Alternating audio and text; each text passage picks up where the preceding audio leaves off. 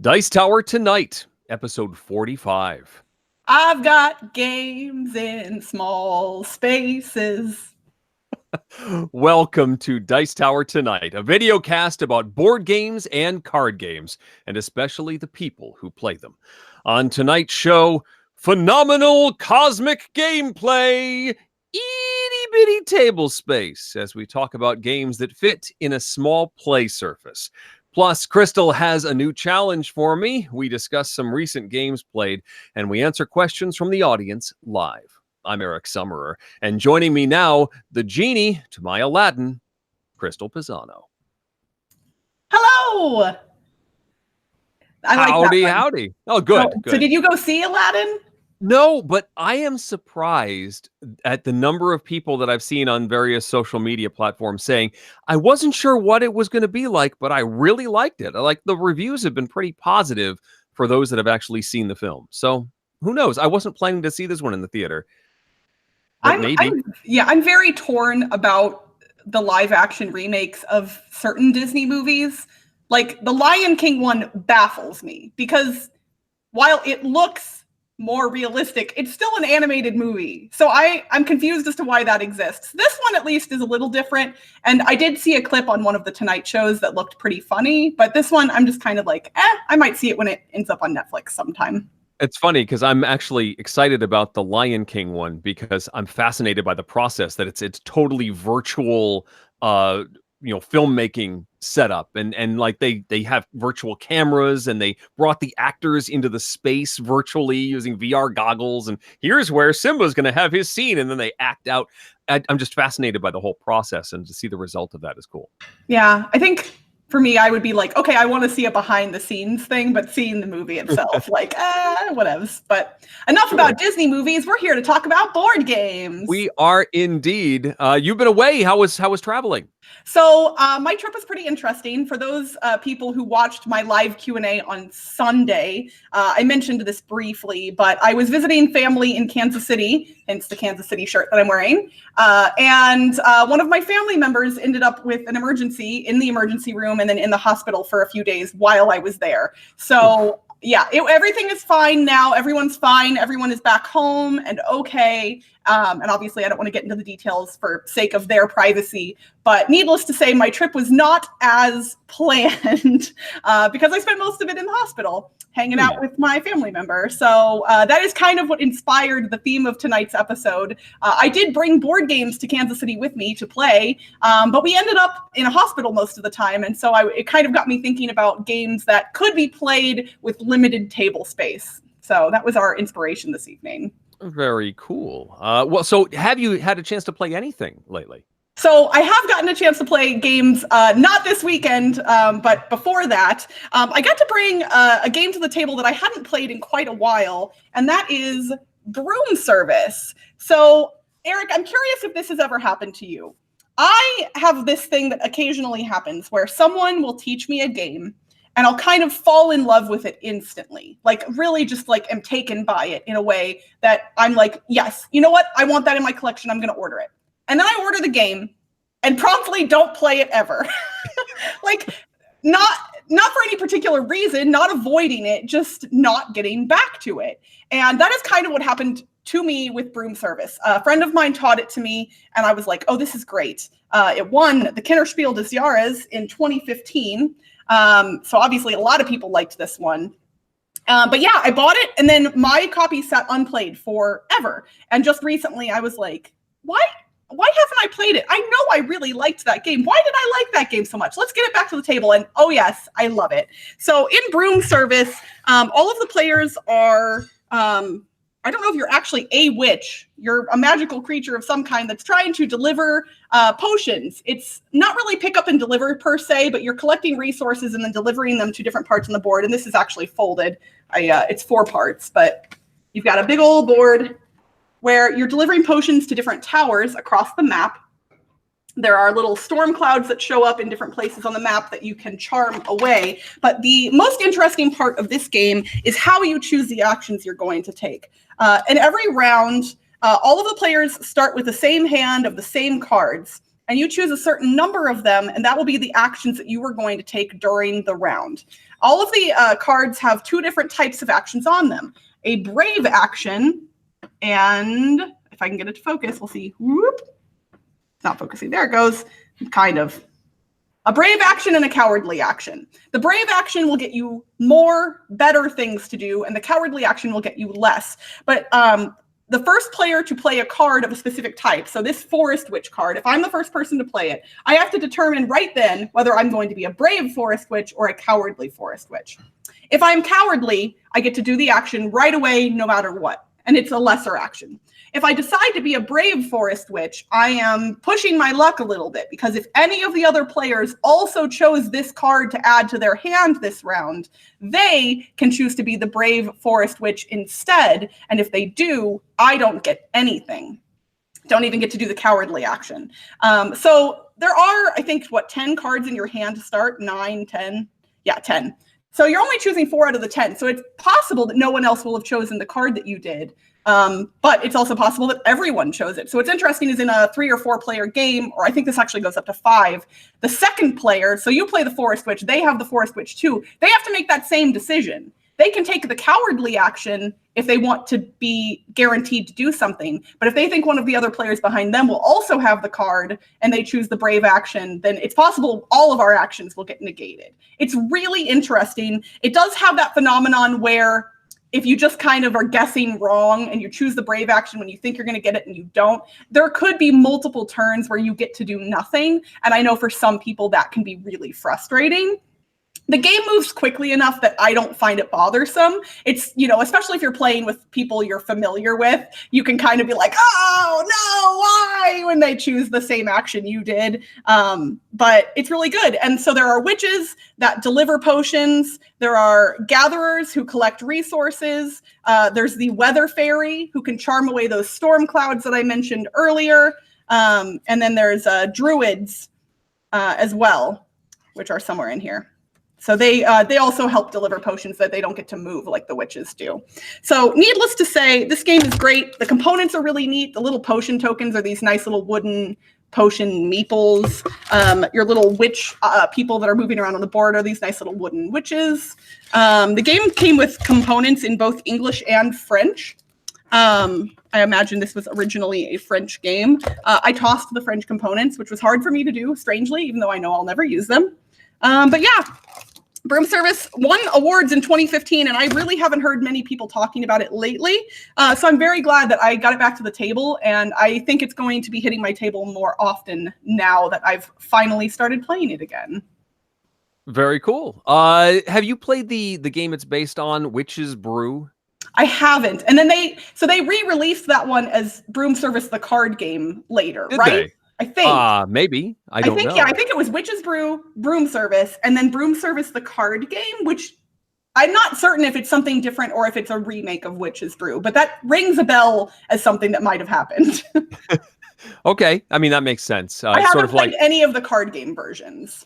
Gotcha. I've played both, I think, once each. And I think I preferred Broom Service with the board and the board position and moving around and stuff. It just seemed to have more substance to it. It's not one that I ran out and picked up, although I totally understand what you're saying, playing a game and then grabbing a copy and then it sits on the shelf, grabbed or possibly sorted. I'll open them up and be like, okay, I can't wait to share this, because you want to share it with somebody and spread the love. I found this wonderful new thing. I was taught this great game. But then if it doesn't get to the top of the pile right away, it often slips down for me because I have to play something I haven't played before. And I think part of it for me is, like, even if I've played a game once, I generally am not comfortable teaching a game after I've played it but not read the rule book. Now, obviously with lighter games that varies, but so I think it almost feels like that hindrance to getting a new game to the table where, okay, I got to read the rule book and do this other stuff too. And so it's a little bit, I don't know, for me, I don't like reading rule books, and I can teach games and my friends say I teach them well, but it's not something I always enjoy doing. So I think that's part of the hindrance for me as well. Yeah. One person in the chat says that Broom Service, the card game, is not the same game from Witch's Brew. So there's at least some sort of change involved there. Cool. So I had this past weekend for the Memorial Day holiday. We try and get together with some college friends from Boston, and this time they came down to our house. And they have kids, we have kids. They play, and there was a lot of touring of playgrounds. But it used to be when we'd get together, we'd play games constantly. That doesn't happen quite so much anymore, but we did get a few things to the table, including someone has died. They say it's a silly game about serious business because yes, you don't. No one wants to deal with the death of a loved one. So it's going to be like a distant relative sort of thing. So it's basically a role playing improv game. Someone plays the executor of this will. They draw a card from this identity deck and they say, yes, this Wall Street investor has passed on, and they've left their entire Criterion DVD collection to one of you sitting here at this table. And so everybody around the table gets an identity card. So you might be the robot with feelings, and there's this cute little illustration. And so that is your identity. Then let me get the right deck here. You will also be given a relationship. So you are a robot with feelings who was the deceased's dermatologist. And then you are also given, with this deck, 2 cards that are your backstory. So you Facebook stalked the person to your left, and somehow there's a rubber mask of Richard Nixon involved. And so you go around in round 1, and the executor explains who has died and what they've left to everyone, and you introduce yourself, incorporating your identity, the relationship to the deceased, and your 2 backstory cards in sort of a monologue. And you go around the table and do this. That's round 1. Round 2, everybody else gets another backstory card, and the executor gets to ask a question of all of the players. And you will then need to incorporate the new backstory card. Round 3, the executor backs off, and the players get to ask each other questions. Each player gets to ask one question of one other participant. Round 4, everybody gets one more of those backstory cards, and you get to make your final statements. And then the executor decides who did the best job of explaining it, or maybe who threatened them the best. If somebody does a really good job, the executor has this deck of objection cards, and so they can hand them out sort of as a reward. That was funny, you made me laugh, or you did a really good role play thing. And so you can play this on the other players. Objection! I have a letter from the deceased that says that you blank. And so it's they call it it's an unblockable fact, irrefutable fact that instantly becomes fact in the game, and you have to just incorporate that into your narrative and move on. I saw one that was, your mouth is full of peanut butter. And so, well, yes, it is full of peanut butter. And what I say from the very beginning, it was good fun. My kids it's just ridiculous. Yes. So it's very silly. The illustrations are very cute. My kids wanted to play it, which is far outside the recommended age. Age is 13 plus, they say. But they wanted to play it, and I didn't find anything that was objectionable in there. They didn't understand all of the cards, but they were able to participate, and it was entertaining, and it was a fun storytelling experience. I'd love to bring this out with like the theater group. We talked several episodes back about ones that let you perform, games that let you put on a show. This certainly lets you do that, but it's also an argument.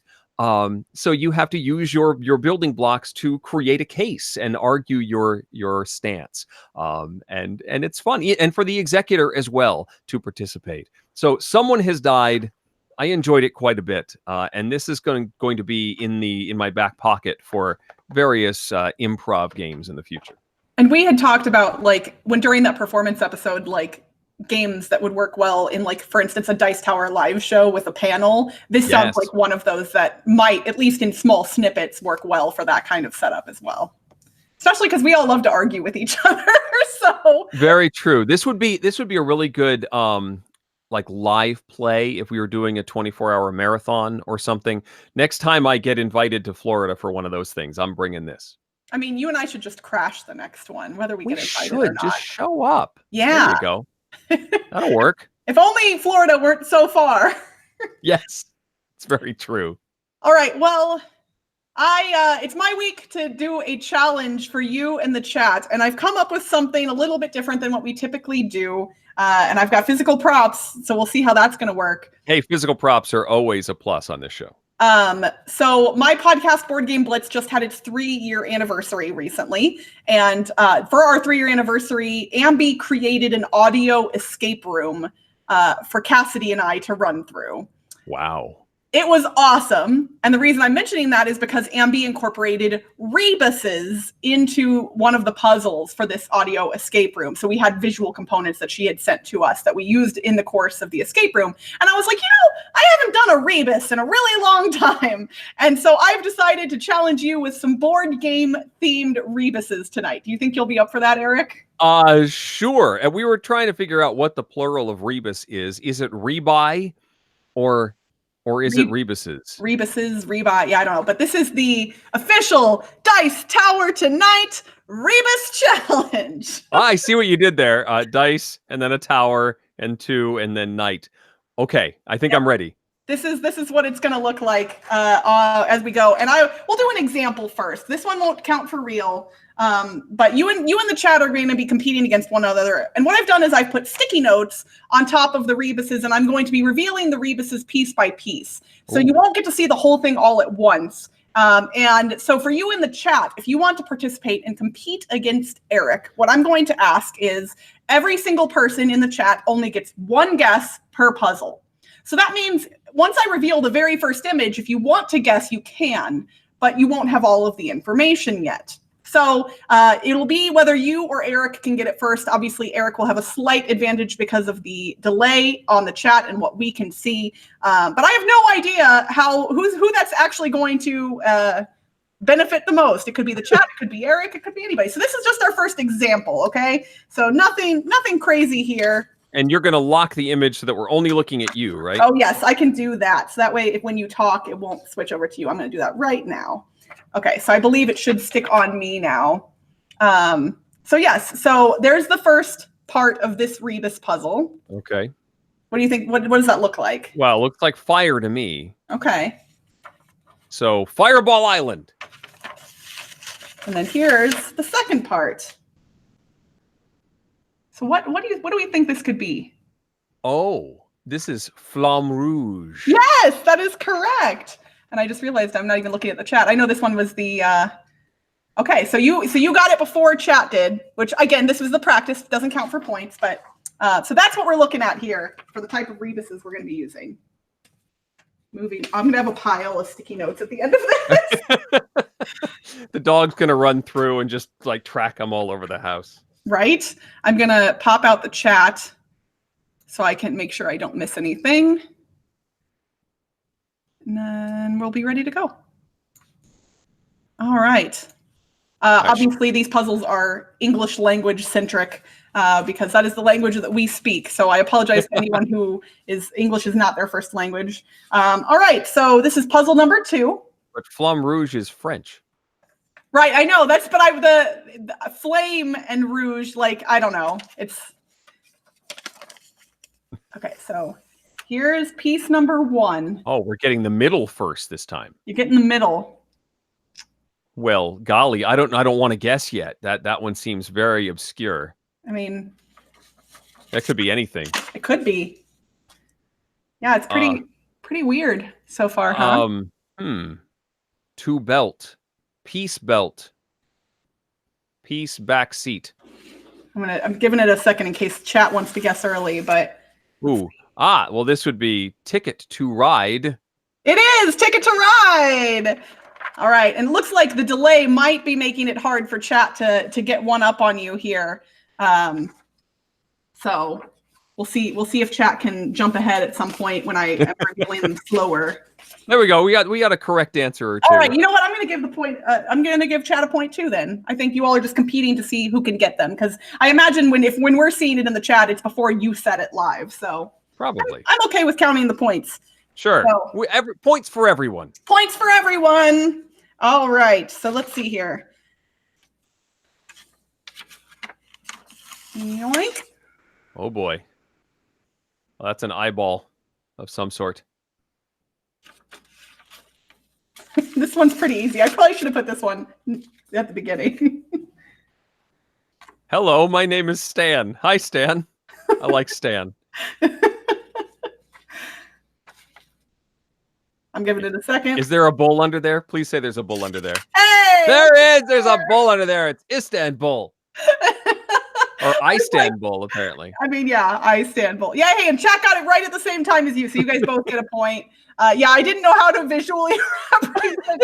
I could have done like, stand like with -D, but I didn't want to do any minuses because minuses make Rebuses harder. And honestly, it was just funny to create this little guy. I like Stan. Yeah, this is Stan. He looked like a Stan. I don't know. Stan's been around for a while too, with the gray hair, the beard. Yeah. Very distinguished Stan. Oh, they claim that chat got it first. Well, that's fine. You. But I think we're giving points to everybody. Somebody else keep track of how many points Eric and chat has, because with all these physical components, I am not keeping track. I guess you've gotten them all so far. I don't think you're gonna miss any of these truthfully. Okay, I don't think I'm gonna get stuck. No, but you're gonna laugh at this one. I know that. Okay. So. Well, there's Data. Hi, Data. Unless it's lore. That could be lore.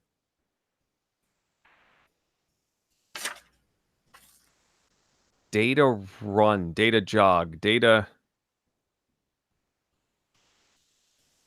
net. Oh, net runner, Android net runner. Oh, hey! Yeah, that's it.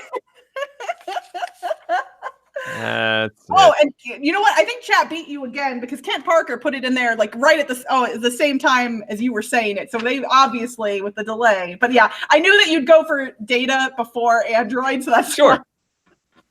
I'm just here to narrate these puzzles. I'm not really racing chat. I mean, I think everybody is a winner when it comes to Rebus. Everyone's a winner when it comes to the rebuy. Right? All right, we're going for the middle first this time. Okay. Ooh. Drop box. Box. Empty. Empty space. Space Olay. Space Olay? Empty Olay. Box Olay. Box. I'm gonna let this one hover here for a second, and we're gonna see if the chat can suss it out. Box. Insert inside empty space. I don't know. Okay, so the chat has been guessing already, so they've had the opportunity. So we're gonna go ahead and just reveal that last one there. Frog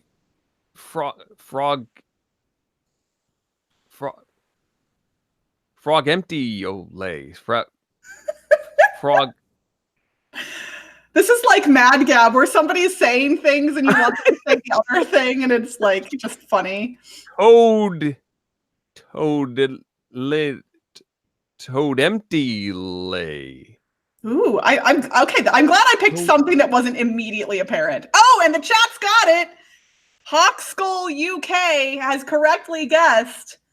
Do you want one more guess, Eric? Hop box Olay. It is Crokinole. But there's an there's a That's how you spell it. Crokinole. Yes. Oh, I'm yes. With my but there was an accent mark on the E. Okay. Well, I mean, yeah, because how else Olay. Netters is in the chat. Hi, Netters. Doing some Rebuses. Okay, this one is going to be hard, I think. Okay. But we're great. We're gonna find out. At least I'm gonna only reveal the first two, and I'm gonna let you guess for a while because that's where it's gonna sit and be funny. All right. So. That's a billion years. A billion years. Oh, great. We're let that hover for just. Yeah, you let that hover. Really? I'm stretching the rules of Rebuses in case anyone hadn't figured that out already. Is it diamonds? No. No, it's these do represent things as a Rebus should, but Okay. the last one I think will make it more obvious. So that's why I'm hovering on this for a little while to see if the chat can come up with it. So let's see here. We've gotten one guess in the chat, but it's not correct. All right, so we're gonna reveal the last one. See if anyone can get it. Can you raise it up just a little bit? Oh, there we go. That helpful? Okay. Well, those are pets. Dungeon pets. There you go. Dung, Eon, pets. Wow. Eon is a very, very, very long amount of time. Dungeon pets. And the chat got it as well, right about the same time you did. Yeah. Okay. Yeah. All right. Okay. Let's see here. This one should be good. There's 4 parts to this one. Yeah. Let's do. Actually. Oh, hello. Oh, it looks like capture the flag. Definitely capture the flag. I never had costumes for capture the flag, though. I mean, how else could you tell who was on your team? James Dean. Flag Dean. Team Dean. Flag Dean. Something Flag Dean. Just let the chat have a chance to do some things. Flag Dean Lion. Dean Lion? James Lion. James Cub. Dean Cub? Flag Dean Cub. Come on, chat. I know you can do it. Team Dean Cub. And chat already has it, Eric, before I even reveal. So let's reveal the last one and see if you can get it. Star Flag Dean Cub. Oh, it's the Spiel des Jahres nominee Star Flag Dean Cub. Oh. No, I have no idea. All right. We've got Star. Yeah, I got that. We've got a war. Star Wars Dean Cub. Rebel. Oh boy. Leon. He's rebel without a cause. Come on. It's rebel. Yeah. Star Wars Rebellion. And Mark M in the chat did get it before I even revealed the star. So that's super impressive.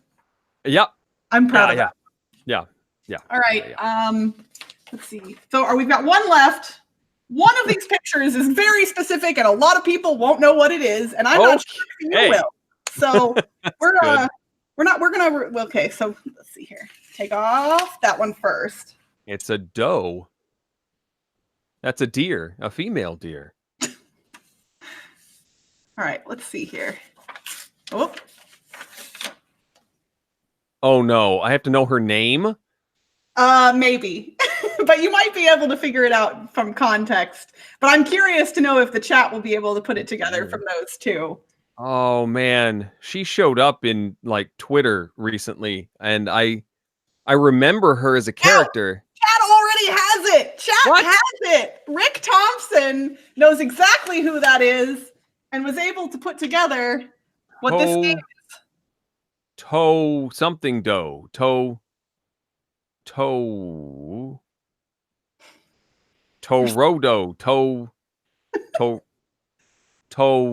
Totoro. If I told you that it's one word, does that help? Tokaido. There you go. This is Kai Wynn from Deep Space Nine. But the chat got it, for the record. I think the chat. I think chat beat me on the tougher ones. They definitely got it before I did. It out early, and for the record, I knew that would be hard. But once I figured out that I could do this to make Tokaido, I couldn't. That's where this whole idea came from, isn't it? That's Kind of. yeah. No, I didn't intend to put multiple Star Trek references into it, but it worked out really well. So I think the chat won this game, Eric. I think they did too. I did terribly, but hopefully it was entertaining. At the very least, yeah. It was fun creating those. So thank you all for humoring me with my rebuses. Well, that was enjoyable. And nice job, chat. Let me click it so you can actually show up again when you talk. Hey, yes, I'm still here. So the reason for our discussion, you mentioned at the top of the show that you have spent some time in hospitals recently and wasn't able to play as many games as you wanted to, just because of the space limitations. There's not a lot of places to play a game when you're stuck in a hospital. If you've spent any time near or in a hospital bed, they usually have one of those rolling carts, but usually it's got stuff on it like a water cup or something like that. But you could use that space. What is it like? It's about a foot wide and then maybe 3 feet long. Yeah, the something like that. The one that was in the room that my family member was in was a little bigger than I had expected. Like, I think it was actually closer to maybe 1.5 feet wide, but yeah, definitely long. Like, it went across the bed and then Right. was, yeah, not super deep. Right. It's made to like roll the wheels roll under the bed and then it extends over the bed. And then we were discussing, games that could possibly fit in either that space or even smaller, like on a tray table on an airplane. And there are some games that will do that. Not every game will do that. Even games that are in small boxes can sometimes spread out pretty significantly and be a problem in this circumstance. Have you ever tried to play something on a tray table or a small table and then realized halfway through how it's not going to work? And then you're trying to like squish pieces together and like stack cards up. And I used to play solitaire on airplanes. This was before you could have electronic devices on the plane, or at least before I was allowed to do that. And I play like Free Cell or something, or try and put out a solitaire game and realize that I actually didn't have enough room to do this and have to like squish it and then I'm trying to not knock over, or maybe use my brother's tray table too and try and make it extend over. That was always tricky. Yeah, I think I've never run into the issue where I started something and then realized mid-game that it was getting too big. But you were right that some games that are small to begin with have much bigger footprints than you would imagine. One of my favorite button shy games that would apply to Sprawlopolis. And the name Sprawl is in there for a reason. As you're building out the city, even though you're technically only using a total of 15 cards throughout the course of the game, based on where you place them, it can very quickly get bigger than an airplane tray table. But there are other button shy games that I think would work on a tray table. I think you could probably get Circle the Wagons to fit reasonably well. And then there's other games, not button shy games, that I've played on an airplane before. I've actually played Number 9, the solo game of that, on an airplane before. Okay. But I think for me, most of my solo gaming on planes, I've started diverting to apps because there are so many good board game apps now that I just don't feel the need to pull out physical components. I have, my husband and I have played roll and writes on planes before, like Quicks, things like that. But yeah, I just downloaded the new One Deck Dungeon app because they just released it on mobile recently. And I've never played One Deck Dungeon before this. And for the record, I'm very bad at it, but oh man, is it a fun game. Okay. Very cool. I actually pulled out Sprawlopolis just because I wanted to talk about it, pretty much making the same point you mentioned, that it looks like it's not going to take up much space. And often you can play it in a small space, depending on how compactly you build your city. But the rules don't necessarily restrict you to a small space, and you could easily build over the edge of the table if you're starting with a very small space.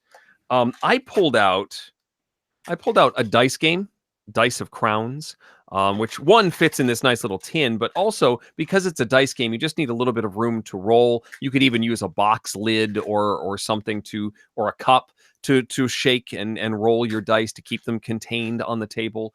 And there's not too many components and stuff to worry about table space. So those work really well. Mint delivery is another one that comes in a small package and doesn't have too much. You do build a bit of a grid here, but it's not a giant grid, and there aren't tremendous numbers of cards that you need to deal with. Maybe a little more space than maybe a tray table, but the hospital table I think would work fine there. And then these guys. Oh yeah, the Paco games. These are the Paco games. I don't have a full set of these. I picked and chose a couple. I have Hue and I have Spy. Spy, in fact, is played in the player's hands. You don't actually need table space for this one. You're holding your stack of your hand of cards, and you're moving the Spy cards on other people's cards, or they're in their hands, to move them around and try and suss out where all of the different cards are. Hue is a tile laying, but it's because the cards are so small, although the danger is still there that you can go over the edge, it's less of a danger when you're building with such small cards. These ones are great. I had these just like in my iPad bag that I carry everywhere when I'm doing work for audiobooks, and it's just in one of the pockets. So if I find myself needing a game and my iPad battery has died, these are ready to go. I literally I backed Roll and Write, the Roll and Write game, which is made by Perplexed, same company. And as part of my pledge, I added on the Pack 1 and Pack 2 sets of Paco games, and those just arrived like a week ago. Wow. So I now have all of the Paco games.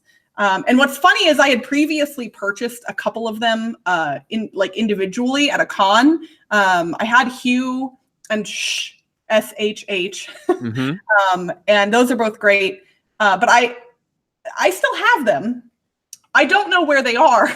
One of the downsides of tiny games is I throw them in a pocket somewhere, and then promptly, if I don't play them right away, I'll forget, what bag they're in. So I'm sure at some point I'm going to reach into a random pocket of my backpack or one of my game bags, and I'll go, there they are. But I don't know where my original copies are. But is great and would be perfect on an airplane, because you literally can't, you're silent during the course of the game too. So if you're worried about disturbing your seatmates with dice rolling or something like that, a game where you actually aren't talking would be really good too.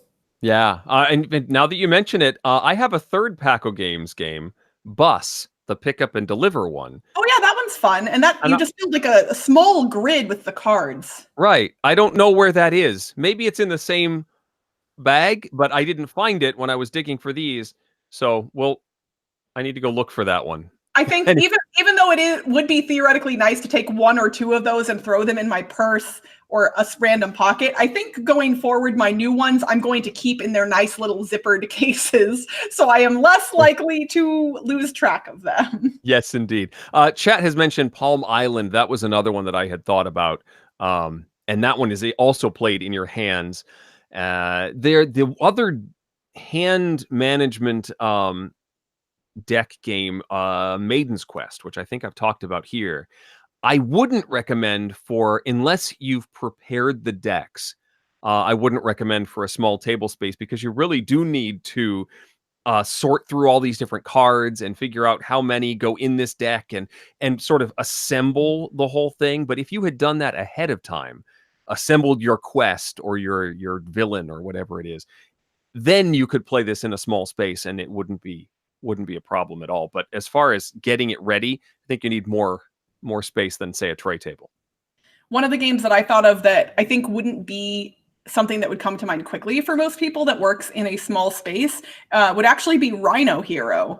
Now, obviously, if you're on an airplane where there's movement issues, then dexterity games won't work so well. But if you're playing on like a hospital tray, or in my case, at one point, I was sitting on the floor of a Walmart waiting for that Super NES Mini to release.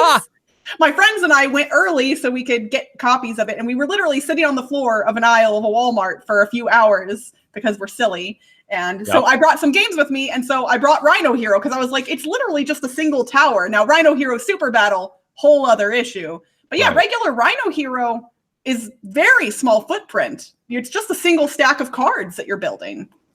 That's true. That would certainly work. Now, related question: were you the only ones waiting in that line at the Walmart, or were there others that were jealous of you bringing out games? So there were a lot of people in line, and we actually got some strangers to play games with us because they were, they were playing on their phones or doing whatever. But yeah, they saw how much fun we were having playing games. I'm trying to think what other games we brought. I had a few with me. And yeah, we got people to play with us. So that was actually kind of neat. That's cool. There's a designer named Chip Beauvais. Do you know Chip? I don't know if you've. I don't think I've ever met him, but I know of him. Yes, I mean he does like alliteration challenges and stuff, like word challenges on Twitter. So you've certainly interacted with him online. He designed a game called Standing in Line. I don't know if he ever made it commercially available, but it was totally designed to be played in your hand while you were waiting for something else. And it was all hand management, and you put cards in front of and behind your active card. And it was kind of a neat little 5-10 minute game that you could play while you were waiting for something else. That's pretty neat. I like that a lot.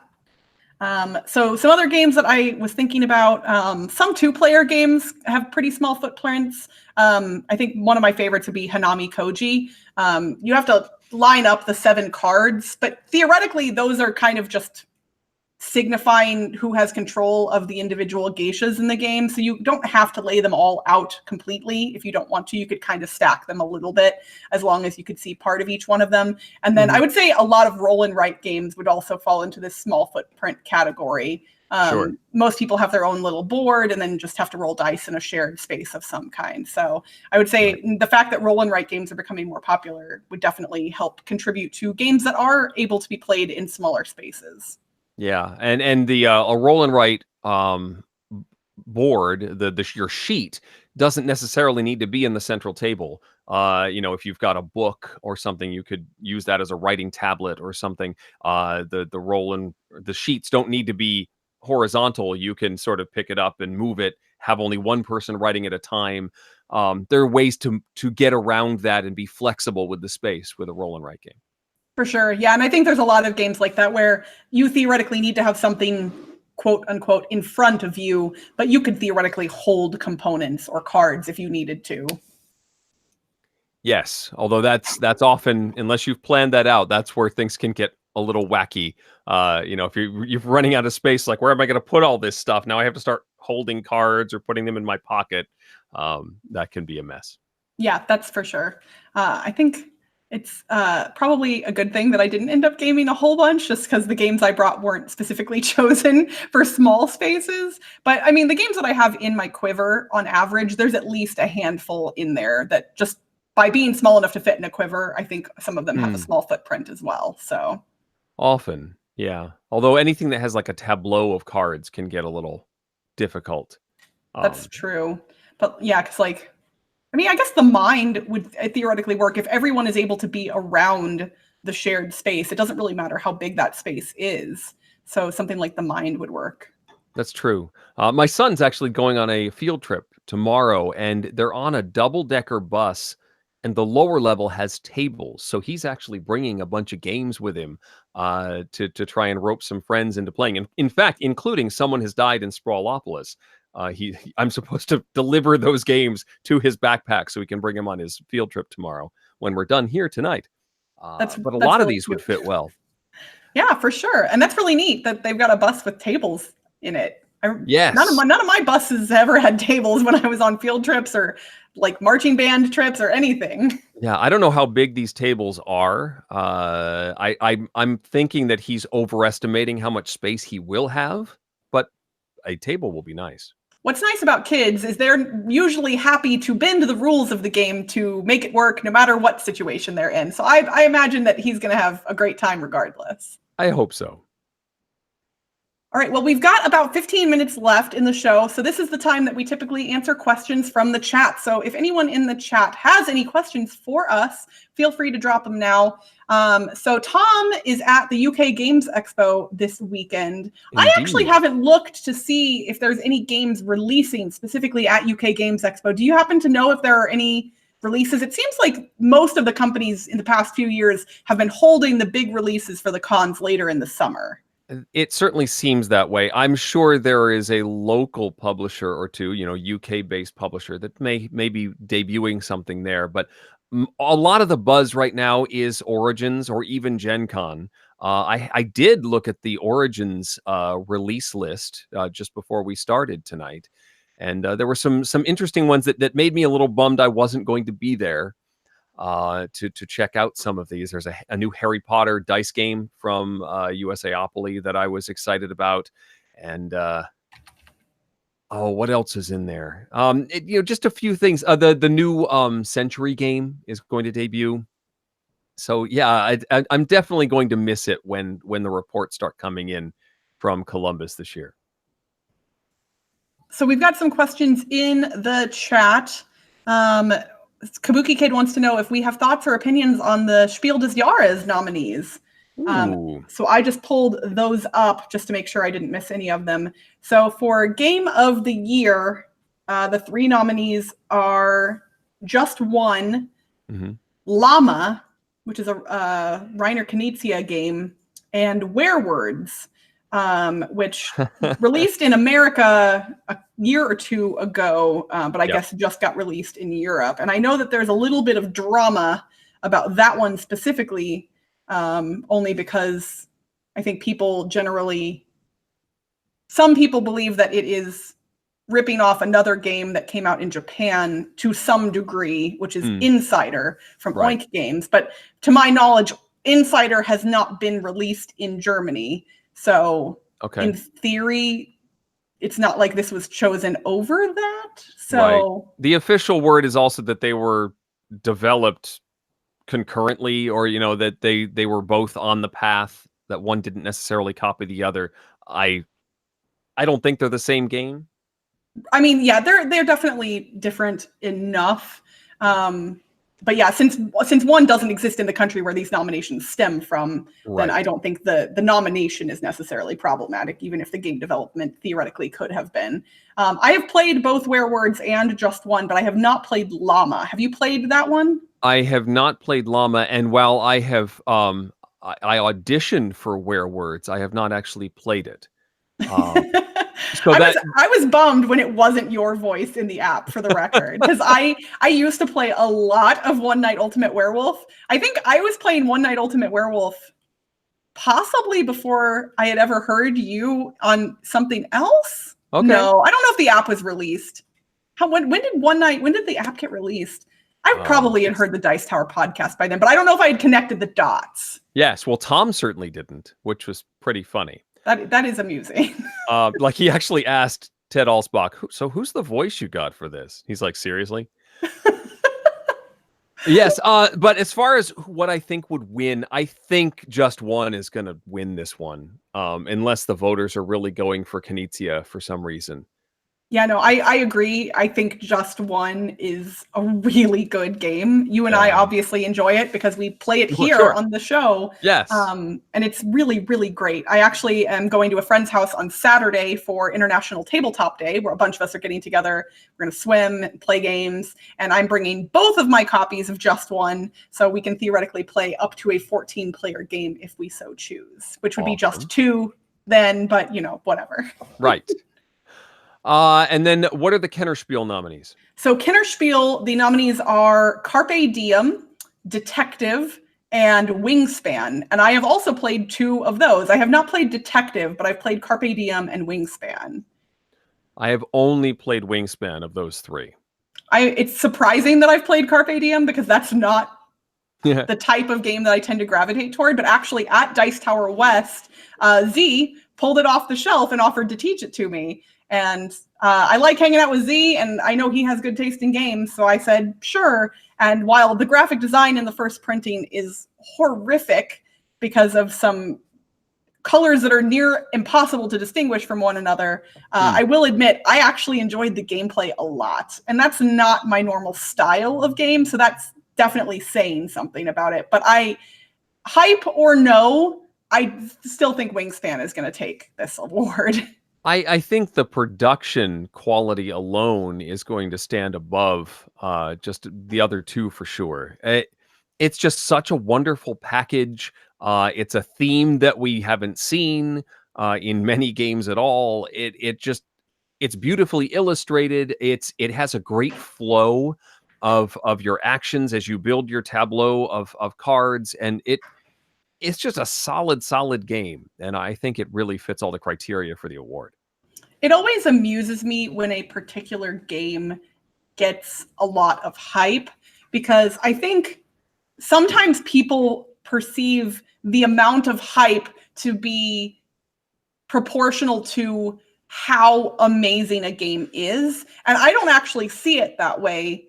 Like, Wingspan is lovely and wonderful, and I enjoy playing it, and it's great, but it's not the best board game ever by any means. But sometimes it feels like people assume this much hype must mean it's the best thing ever.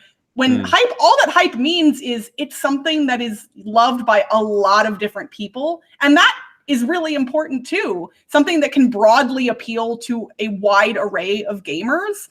And that doesn't mean everybody has to like the thing. But yeah, it doesn't mean it's exponentially better than other games. It's just really good in a massively appealing way, which I think is worth something. Yeah. And I love it. So yes. So that's the Kennerspiel. And then for the Kinderspiel, I have not played any of the nominees. Fabulantica, Go Gecko Go, and Valley of the Vikings. I know nothing about any of these. The Kinderspiel is always a tricky spot because more often than not, you're going to find that they're only available in German. Because there's so many strong kids games published in Germany, and they don't always come over here right away. But many of them do after being nominated. So, we may see these in another year or so. Yeah, occasionally one of the nominees or a couple of the nominees from the Kinderspiel group, I even go, ooh, that looks like fun. I never ended up getting it or playing it, but the game that was nominated within the past few years that had spiders with the thing on the top where the spiders dropped down with magnets and picked things up. Spinderella. Yes, that one, it looked like, I don't even have kids, and I was like, that looks like something that would be fun to play. Yeah. So Michael's asking, when I played in the Pandemic Survival event, which I did last summer, I qualified for Pandemic Survival with Dave Luza at Dice Tower Con and won a slot in the Gen Con final, which Dave couldn't come, so I swapped in Z Garcia, and we competed there and did not advance. But the question that Michael had is, do you remember if the winner was first to 4 cures or just the last team standing? If you haven't done this is the cooperative 2-player team version of Pandemic. There is a preset stack of cards. The infection deck is pre-set up. So everyone will be playing the same cards in the same order. And you have a timed turn. You've got 90 seconds to make your move, discuss, make your move, and you have to complete it before time is up, or you forfeit your actions. And so you compete, and it's either first one to cure all 4 diseases or last team standing if everybody else perishes. And when we qualified at Dice Tower Con, we managed to cure all 4 diseases. We did it. When we played at Gen Con, it was last team standing. And our mistake is that we played to try and cure the diseases when the teams that advanced, that made it to the end, played just to live. They just put out fires and managed to be the last team standing. That was not the way we were playing. It's really fun. If you have an opportunity to play, I highly recommend playing Pandemic Survival. It was a lot of fun. So speaking of Gen Con, I've mentioned this before, but this summer I am going to Gen Con with you all, and it is my very first Gen Con. I know that events have already been released and people have already signed up for things. I haven't done any of that yet, which means I've probably missed out on anything that's going to be super hot or really exciting. But do you or the chat have any recommendations for me as to what I should do for my first Gen Con? I'm going to be there theoretically alone. Obviously, I have lots of friends with you all in the Dice Tower and whatnot, and I'll be rooming with somebody from the Dice Tower, but I'm not traveling with anyone else. So if I'm not doing Dice Tower stuff, I theoretically can go off on my own and do whatever, but I've never been there. Should I do True Dungeon? Should I just wander around the vendor hall? Should I go check out the artist's room? Like, what are the must-see things for my first Gen Con, knowing that I am not going to get to see everything? So knowing what True Dungeon is, does that interest you?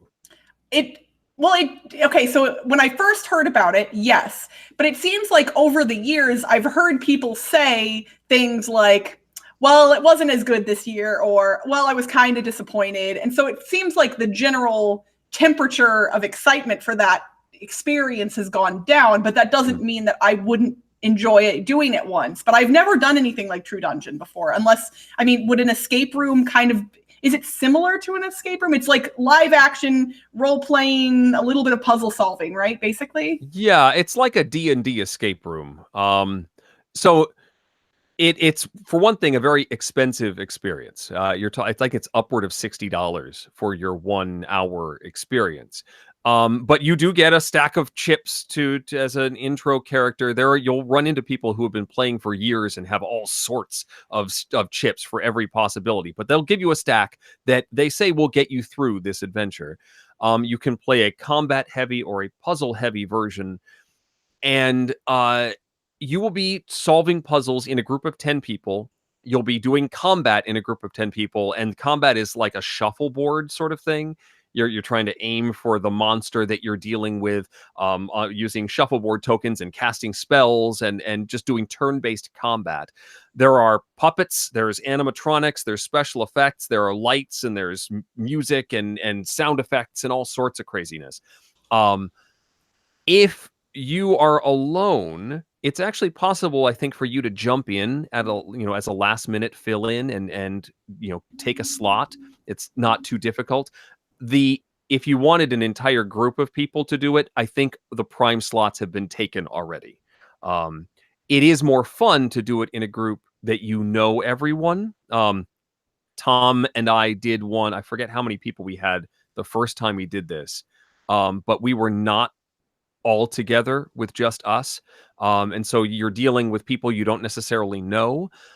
Later, we did an entire group of all 10 slots of just the Dice Tower folks, and it was a blast. And we had a guide who knew what he was doing and had all those chips and was able to loan us things so that we could actually succeed at stuff. But I think it's a blast, and it's a great thing to do once, but it is a pretty expensive undertaking. Okay, so basically, probably not this year for me, but maybe at some point in the future, I can check that one out. Yeah, my usual MO, we have slots that were in the Dice Tower booth and other things that we're supposed to be doing at various times during the week. But then when I do get free time, I'm pretty much in the exhibit hall because there's so much to see. I've got a list of games I want to check out. I've got a list of games I want to try.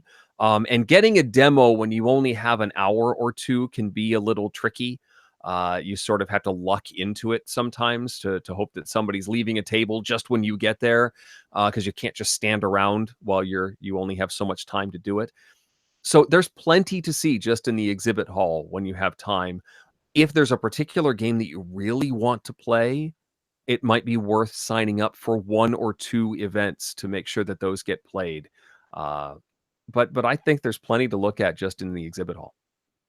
I'm very excited about it and also very anxious. Like, I have anxiety. My base level of anxiety is like higher than a normal person's, and Gen Con makes me like tick up a couple more steps. But I know it's going to be lots of fun. And truthfully, if nothing else, I'll just follow you and Z and Sam around the whole time. So. A few people asking about Tiny Towns and Dice Throne, 2 games I have yet to play, so I can't really comment on those. Have you played either of those? I haven't played either. And they were demoing Tiny Towns at Dice Tower West, and I kept looking at the booth over there, and I was like, ooh, I should go check that out. But I was busy most of the weekend and just never got around to it. So. Several folks, some other Gen Con advice. Netters says Artist Alley is something that she would check out. I agree. It's a cool place to go, and that's right in the exhibit hall as well. And you can see some wonderful work, some amazing talent there, and talk to the artists, because some of them look a little lonely, especially on the first day when everyone's running for the big releases. Giving the artists some love is a good thing as well. That sounds like something that I would enjoy doing anyway. A lot of people in the chat are talking about movies, and that reminded me that I should tell you that I saw Detective Pikachu. Ah, yes. So we've talked. I was not into Pokemon when I was younger, even though I'm around the right age for that. So other than Pokemon Go, I don't really have a lot of Pokemon knowledge coming in, and that movie was delightful. It was so good. And I was funny because I would be like, oh, I know the name of that one from Pokemon Go. I knew, because they used a lot of the more popular Pokemon, but sure. Wow, was that movie good. I just was blown away. Ryan Reynolds should take every passion project that's inside of his brain and just make all of them, because he clearly knows what he's doing. Deadpool was great. Pokemon, so good. I love it. I thought it was delightful. It was a lot of fun to see all of these Pokemon come to life, and the in-jokes, and it was a great, fun film. My kids really enjoyed it. My wife hated it. Oh no! She felt that the reporter character, the female lead, had very little to do, and that the dialogue was hackneyed, and just it wasn't well written, and she was very unhappy for most of it. But I did think it was a very fun movie, and if you're going to make a Pokemon movie, this is the way to. It was certainly way better than any other of the animated Pokemon movies I've seen. It was a solid film.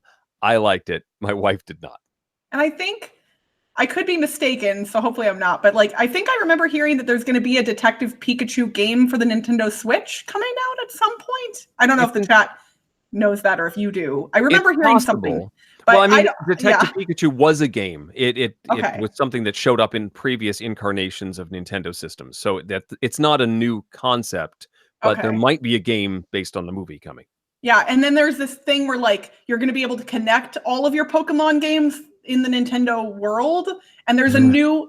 I don't know if this looked like an April Fool's joke, and I did not confirm it. Obviously, it's not April, but Pokemon Sleep, where it's a sleep tracker that you wear, and you can train Pokemon while you're sleeping. That has April Fool's joke written all over it, but yet I somehow do believe that that's actually coming, and that's something I would totally do. Yes, indeed. I don't know anything other than the fact that it's called Pokemon Sleep. Yeah, and there's Snorlax is involved, obviously. But of course he is. All right. Well, it looks like the questions are slowing down in the chat, and we're about at our end time anyway. It's true. Eric, as always, it was so lovely to see you and to hang out with you this evening. I look forward to this every couple of weeks. This is always a blast. I will, as always, ask those of you who are watching live or watching this later to please drop right below the video and click that little thumbs up button. It helps with the YouTube algorithms, and also it sticks it to the haters, because they sometimes click those thumbs down buttons, and we know that they don't mean it. It helps with the engagement. We're fine, but click that thumbs up button if you're here, and we will see you all again in 2 weeks. But until then, I've been Crystal Pisano. And I'm Eric Summerer. And you've been watching Dice Tower Tonight. Thanks for watching. Promotional consideration has been provided by game publishers in the form of review copies of games. Crystal and I will see you in 2 weeks for another installment. Our show is supported by viewers like you. Thanks. Dice Tower Tonight is produced by Crystal and me, with assistance from Tom Vassell, Roy Kennedy, and Rob Searing. Our tour of locations used in The Sopranos, Iron Man, and Who's the Boss provided by Tony Towns. Timothy Pinkham composed our theme, and hosting is provided by Cool Stuff Inc., where you can find great games at great prices at coolstuffinc.com. Give us your feedback on the Dice Tower Guild at Board Game Geek on Facebook or Twitter, or by emailing us at dicetower@gmail.com. And don't forget to visit the other shows in the Dice Tower Network. Find something new at dicetowernetwork.com. Until next time, from all of us at the Dice Tower, have fun gaming. Yeah, I want more Detective Pikachu for I sure. would love that. There was a joke like District Attorney Eevee. Oh yeah, we should Law and Order Pikachu.